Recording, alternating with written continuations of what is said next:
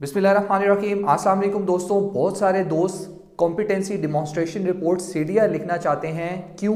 Because उन्होंने skills assessment करवानी है, अपनी डिग्री को रिकॉग्नाइज करवाना है इंजीनियर्स ऑस्ट्रेलिया से। मैं बात करूंगा स्पेशली इंजीनियर्स ऑस्ट्रेलिया की स्किल्स असेसमेंट के लिए आज सीडीआर पाथवे पे।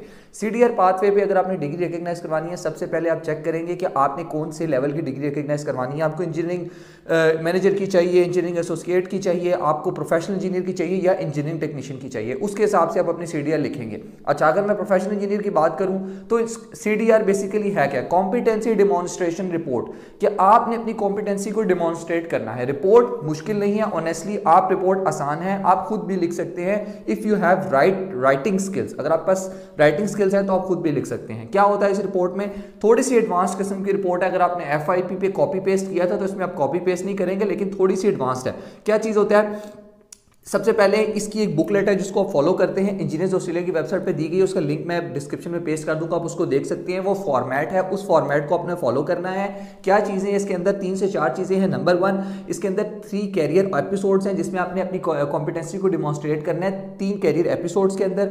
देन आपकी समरी स्टेटमेंट है। समरी स्टेटमेंट के अंदर आपने जितना भी रिपोर्ट्स के अंदर लिखा है उसको आपने in the form of links के साथ अटैच करना है और उसके आगे आपने मेंशन करना है कि कहाँ से कहाँ पे कौन सी चीज़ लिखी, उसका भी फॉर्मेट दिया गया है, मुश्किल चीज़ नहीं है। देन सीपीडी लिखना है, आपने बताना है कि आपकी कंटिन्यूअस प्रोफेशनल डेवलपमेंट क्या है। अगर आपने कोई काम नहीं किया तो डजंट मैटर, कोई मसला नहीं, आप उसमें भी लिख देंगे।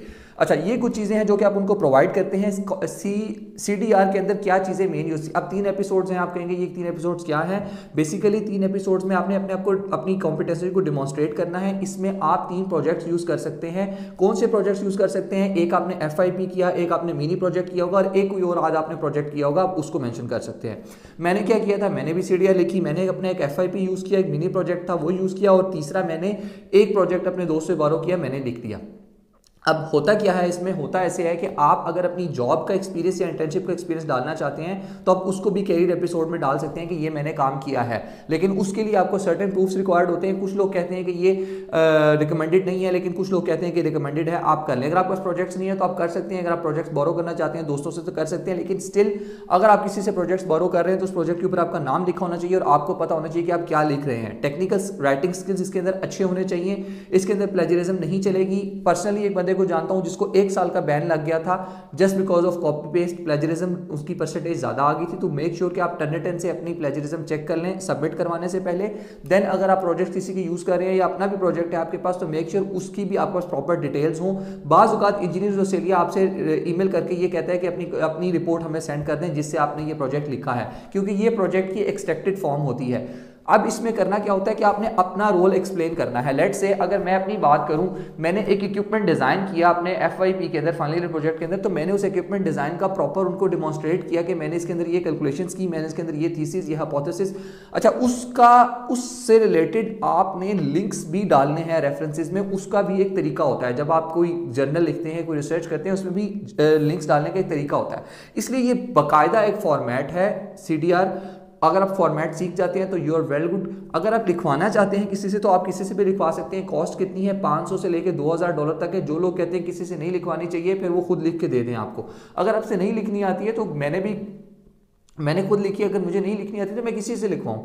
अगर आपको नहीं लिखनी आती तो किसी से लिखवा सकते हैं। डिपेंड करता है कि अगर आप अपने प्रोजेक्ट्स दे रहे हैं तो आपकी कॉस्ट कम होगी 600 से 700। अगर आप प्रोजेक्ट्स बाहर से उनसे कह रहे हैं कि वो खुद अरेंज करके आपकी लिख के दें रिपोर्ट, तो वो 1800, 1500, 1800, $2000 आपको चार्ज करते हैं।